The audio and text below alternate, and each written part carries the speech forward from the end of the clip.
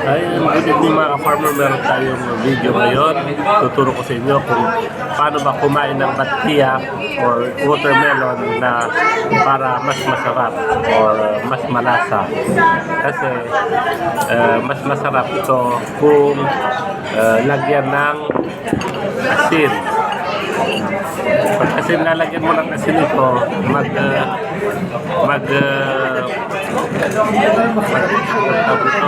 mag-okay or mag-balance yung tamis at saka yung asin. So, masarap siya. Ang magiging lasa niya para siyang pinya. So, ganito ng mga farmer.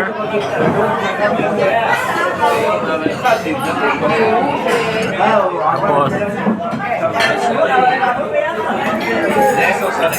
masarap ng mga farmer.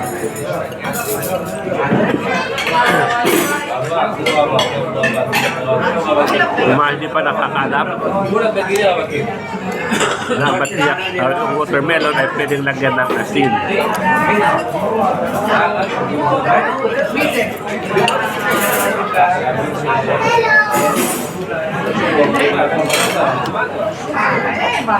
Gusto ko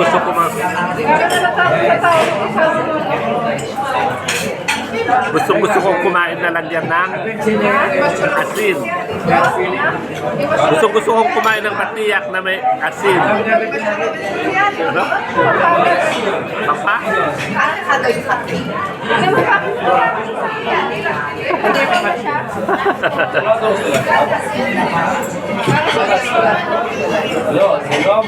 Ayan.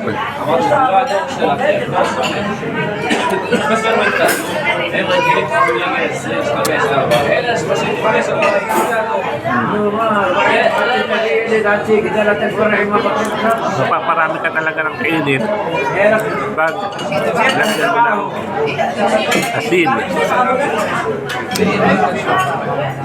Tapos ang sarap. Kahit hindi masyadong matamis yung watermelon, kung lagyan mong asin, talaga masarap, tumamis. Tatamis siya. Kasi itong watermelon, hindi siya masyadong matamis. Pero pag lagyan mo ng asin, tatamis siya.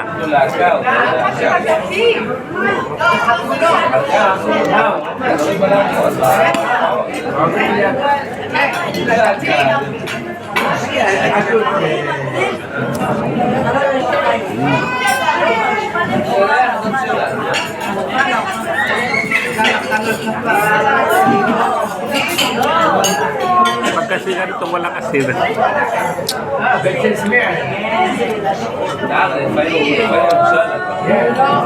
pero pag lagyan mo, sarap.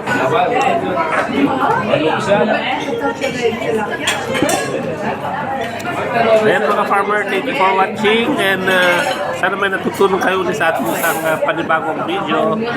This is Townscape Studio from dito sa Tiberias.